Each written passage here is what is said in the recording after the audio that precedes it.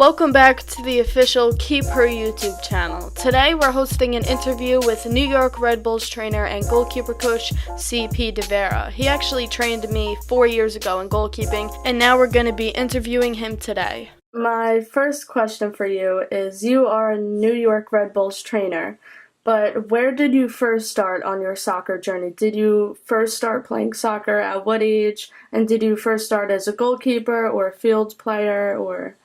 Yeah, so I started way back in the day at 5. Played with my local YMCA. It's much different than the soccer world today. You played for the YMCA, and that was it. There was no, where I grew up in Illinois, in central Illinois, there were no travel teams, no club teams. The closest was, I was halfway between Chicago and St. Louis. So I was kind of in no man's land. So, we actually played at 5. We played 11v11 with a size. The only thing that was different was you either play with a size 4 ball or you play with a size 5 ball. That was the only thing that distinguished where you were in the soccer world. So the one thing that was nice was I played every position growing up. That hasn't changed. Where at the younger ages you kind of get to experience everything. So I played a lot of goalie. It was also fun. I was fortunate enough to grow up with a bunch of kids who actually,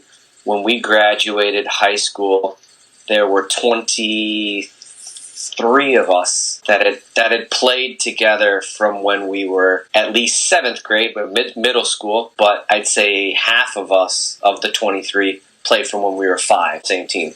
So about 12 or so played from 5 to 7th grade, and then at 7th grade when we all merged in middle school, the rest of us played together. So I get the whole sentiment of people wanting to play high school with their friends. It's kind of weird being a coach where you obviously want to push kids to the next level and you kind of maybe want to specialize a bit.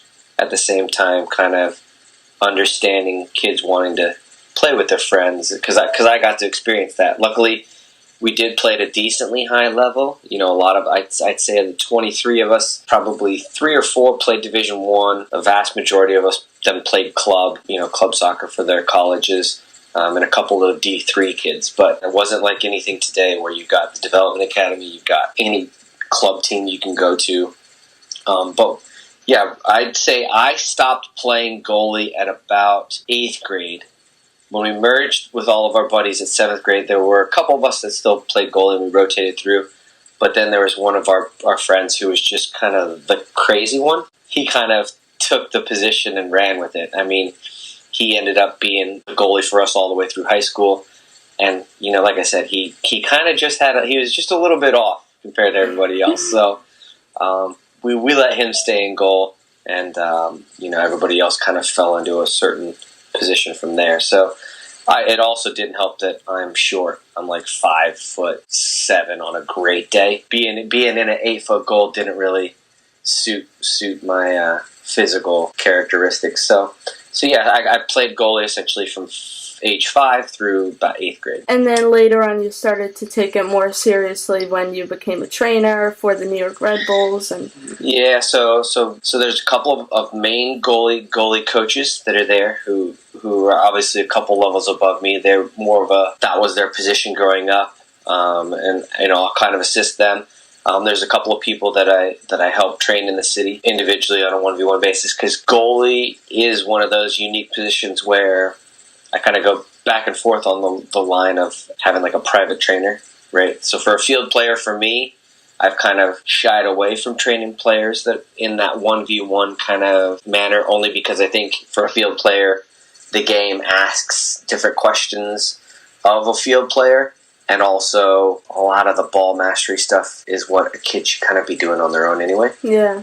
Where it's unique with a goalie needs somebody to kind of take shots at them. And so there's been about 3 or 4 different goalies that I've worked with in the city on a consistent basis, only because it's a different dynamic, right, where they need to be making saves and handling and a lot of things like that. That's kind of what I've been doing kind of in the city, working with a couple of individual players, and then with Red Bull, kind of assisting the main guys in our hierarchy who are kind of a bit more established as goalkeepers. They played it all through growing up, even though I've done a lot of the goalie courses as well, that they've kind of taken that position again and ran with it a little bit more than myself. So I'll help kind of more assist those guys than I will kind of take the lead, you know what I mean? Who is your favorite goalkeeper ever and why? Ooh, that's a good one. I would say back in the day, I really did like Jorge Campos from Mexico. Not only was he tiny, but he was brave, right? Was able to make a lot of the big saves, the flashy ones as well, had a bit of charisma to him. In my opinion, I would probably say he's probably one of the first to kind of be very much like the modern goalies of using their feet, right? You can literally find clips of him saving a ball and literally putting the ball on the ground and running out of the box. And, before you know it, he's 30, 40 yards out of his net, but he's kind of that first, in terms of soccer tactics, he's that first attacker, and he's out of the box and playing like a normal field player. He kind of had a lot of the range, like what Manuel Neuer has now, of like kind of a sweeper keeper, and played way off of his line. And the fact that he was short, he's probably 5 foot something, nowhere near 6 foot. So he was fun to watch back in the day growing up. I think the new one, in terms of like a new modern goalie now, I don't know, it's tough because the game's changed where, yes, you've got to be able to make the saves with your hands, but a lot of these guys are playing with their feet now, so it's kind of interesting. Obviously, Ederson at City is a unique player, and then but then you kind of have some throwback guys like Oblak at Atletico, right? So it's tough, and then obviously you throw Neuer in there. It's just fun where you see guys who are taking that position to the next level. Right, it's just fun seeing how they apply, and all these new, technical things like, side volleys, sidewinders, and things like that. Yeah, I'd say so. Campos would probably be my favorite. Yeah, he was fun to watch growing up. When you're training other goalkeepers, what is one of the most common things you've seen them struggle with? Ironically, it's footwork, right? Everything, even though you use your hands a lot.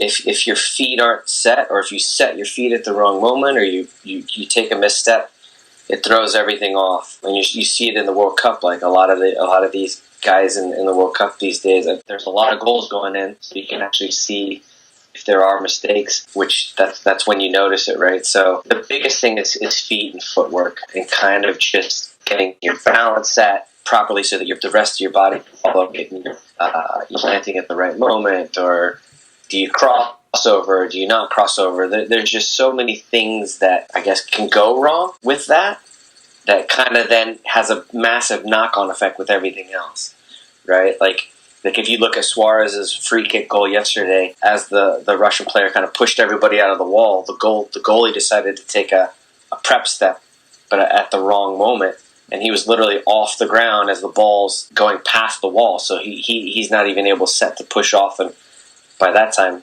at that high level, it's too late and the ball's in the net. I think footwork is the biggest thing. Now, could that be from other things? Maybe. Meaning a lot of kids specialize in goalie now and don't play other sports that kind of can help cross-train that footwork, right? Like me growing up, I played soccer, tennis, and hockey. So a lot of those other sports actually helped me indirectly on the soccer field, where I don't think a lot of kids are the multi-sport athlete, which kind of then can get footwork repetition without really going through footwork work. I mean, you never know what the answers could be or what the reason could be, but that's the biggest one, is footwork. What is one thing you try to leave your players with after training? The want or the desire to come back again, right? It's tough, right?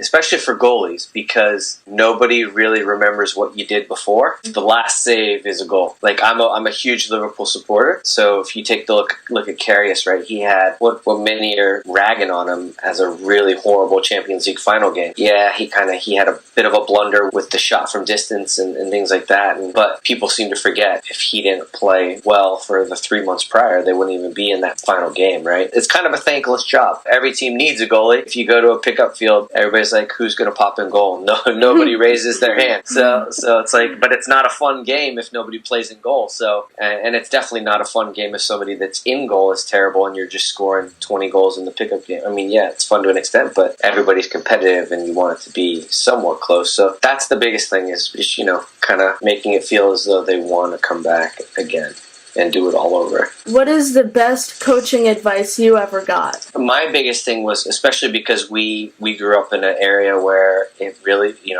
nobody was going to scout where we were. And luckily we did get to go to a few tournaments, but somebody always said, it's kind of a two-parter. Practice how you want to play and play like there's always somebody watching, because you never know. And that's kind of ended up what happened to me, where I was at a tournament and played at a spot where somebody that went to the college that I ended up going to was kind of like, yeah, I think you could make it there, and kind of helped me out, right? Kind of threw me a bone. And once they found out that where I wanted to go to school is where they were from. So if I had played crappy, there's no reason for that person to even engage in a conversation with me to kind of try to help me out and get me to where I wanted to go. So that's definitely the two things that have stuck with me. Practice how you want to play, and play like there's always somebody watching. Now, what's your advice for young goalkeepers who want to become professional? It's going to be a tough road, but you have to be willing to kind of just grind. And it's one of those things where you have to have a short-term memory. You have to kind of it's more on the mental side of wrapping your head around the fact that, like I said, it is kind of thankless, but keeping in mind that you're still a big part of the team. The success kind of does go with you, and the kind of downfalls do as well. And you kind of wear it as a badge of honor, right? That you're the strongest one when things go bad. You're also kind of not necessarily going to be the limelight one when things are going well. Like I said, it's kind of thankless, but kind of mentally wrapping your